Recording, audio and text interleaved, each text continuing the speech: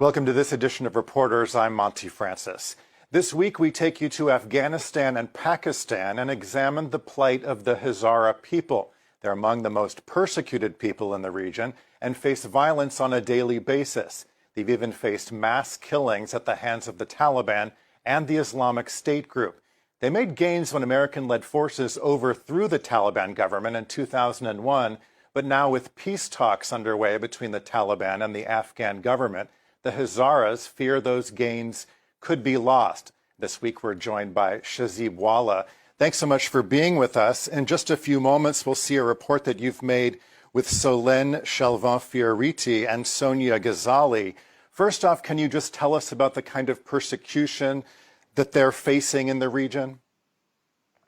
Well, the Hazara population predominantly lives in Afghanistan. There they make around 20% of the total population, living mostly in the central part of the country called Hazara Jat.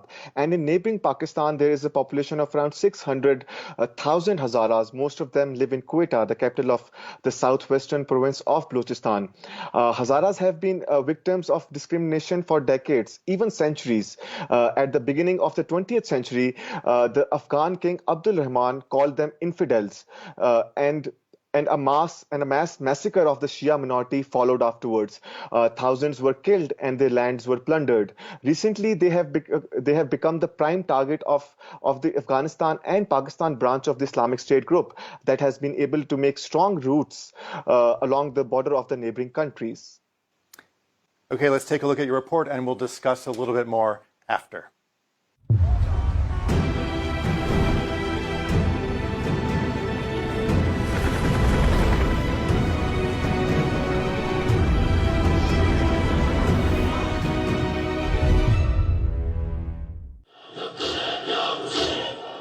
Anger and despair in the streets of Quetta.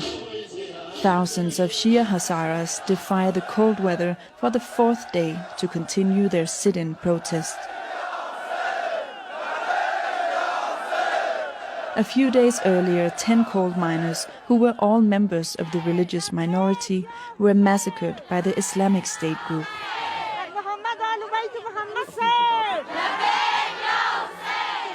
In this time of mourning, the Hazara community calls upon Hussein ibn Ali, the grandson of the Prophet Muhammad, who was beheaded in 680 in Karbala, Iraq. He is the inspirer of Shiaism and a symbol of martyrdom for the Shias. In these coffins lie the bodies of the victims. Among them, the father and brother of this young girl. They worked in the coal mine to make a living. It was night, they were asleep. Terrorists came and blindfolded them. They tied their hands behind their backs, shot them, and slit their throats with knives.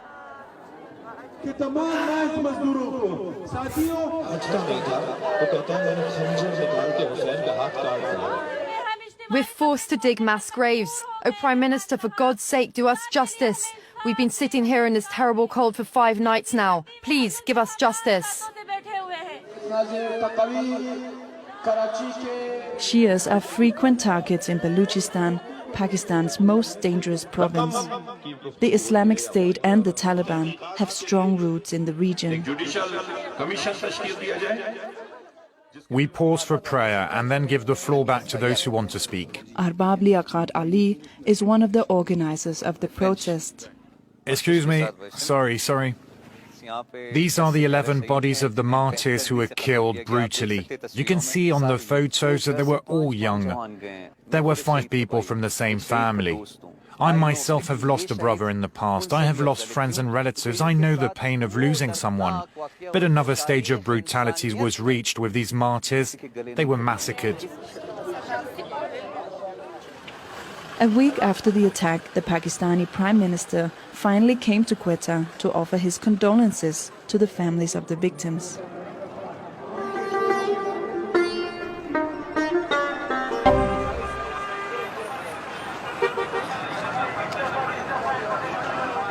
In neighboring Afghanistan, the situation is even worse. The Islamic State group sees the Hazaras as one of its main targets. 4 years ago, a suicide bomber from the extremist group targeted this Shia mosque. Since then, it's been under the protection of armed guards 24 hours a day. How's the situation? Everything is fine for now. Have you seen anything suspicious? Thank God, no, but we're vigilant. We have 5 armed guards and a woman who searches women at the entrance. All the guards are paid by the government, except one who's paid by the community.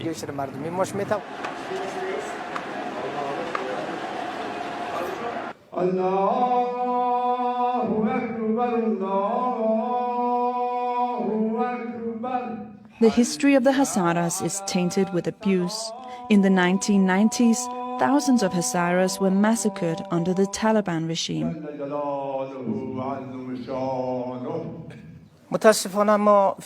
Unfortunately, I think the Shias are going through the most difficult period in their history.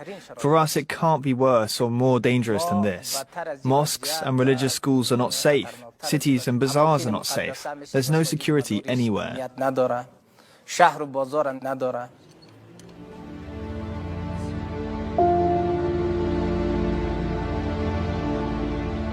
Back in Pakistan, in Quetta. Behind these walls is Hazara town, home to more than 600,000 members of the Hazara community. All entrances are guarded by paramilitary forces. Every vehicle is inspected before entering. The community is cut off from the rest of the city, a ghetto, further isolating the Hazara people. Identity card? Okay, it's okay.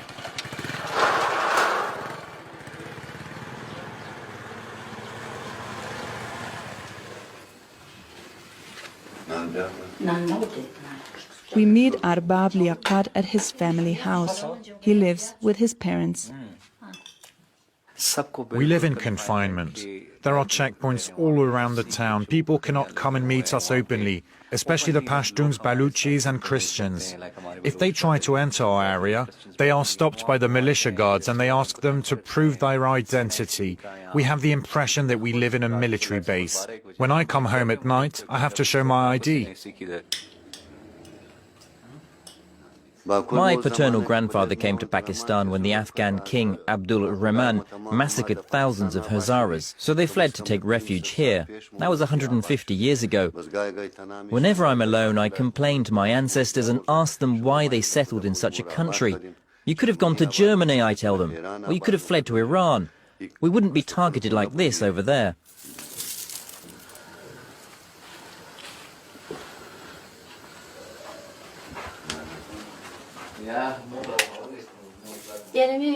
I have 5 children, may God protect them.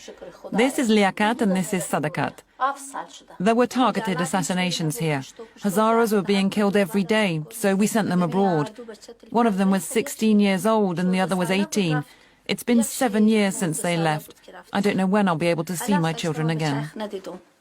Arbab Liaqat Ali rarely leaves the Hazara enclave.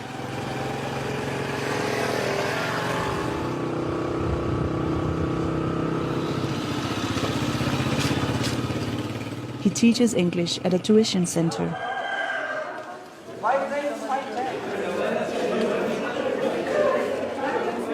How are you all? The topic that we have today, that is violence. And who produced violence? Extremists. Extremists. The Hazara ethnic group has a reputation for educating their children, especially young girls. Got it? Fine? That's great. So, we don't have anything except education, because education is something which makes your life brighter. I always tell my students, every dark tunnel has a bright side. Every day is a new day. But for these students, it's not easy to see the light. Now the question comes here. People think that we're worth less than other ethnic groups. Every time we go to government offices to get a passport or identity card, officials discriminate against us and the process is made longer for us, even if we have all the necessary documents. Just beyond the Hazara enclave, Sunni extremist groups openly express their hatred for the Shias. no Hazara dares to venture into this Pashtun majority area of the city.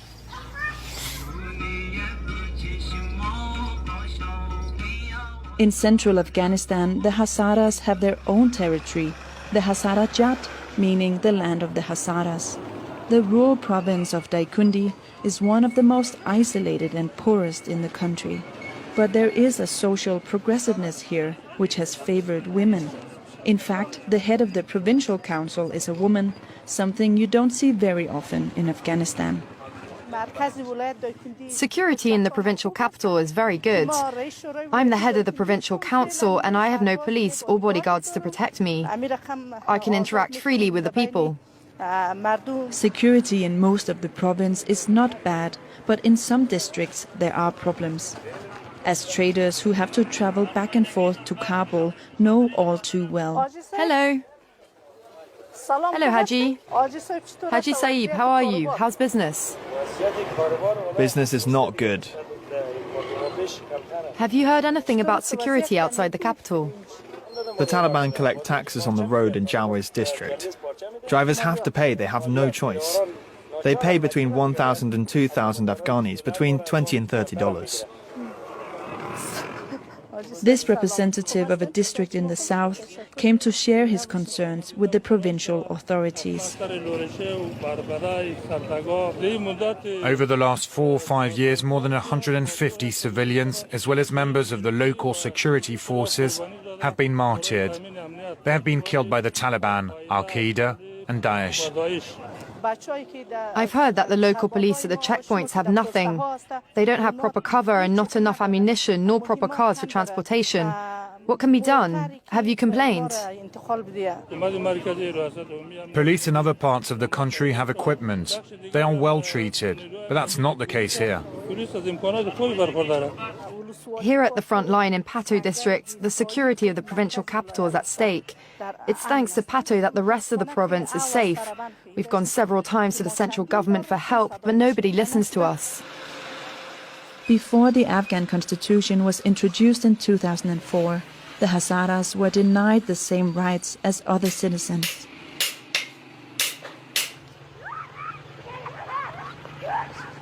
Farmers like Asadullah Khan have taken up arms to defend themselves against the Taliban. A few years ago, he led a self-defense militia to fight them. He's lived in this house since his property was destroyed by the insurgents. This is my home. I had 20 hectares of land before. I had tons of wheat and corn crops. I had almond trees, apple trees and pomegranate trees as far as the eye can see. Now look at the state it's in. They destroyed everything. At the age of 72, Asadullah Khan wants to take up arms again. I have to fight. I know I'm old. I'm diabetic, but I have to do it. Either I die or I get my property back. 500 farmers like me are ready to follow me if the government gives us weapons and money. He decides to go to Kabul to present his request to the authorities, but his request will remain unheard.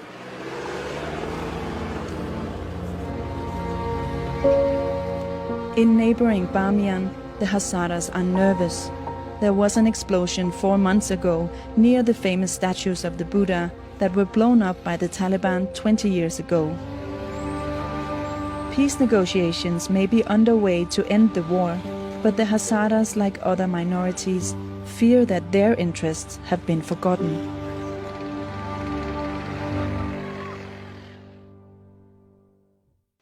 And we're back with Shazib Walla.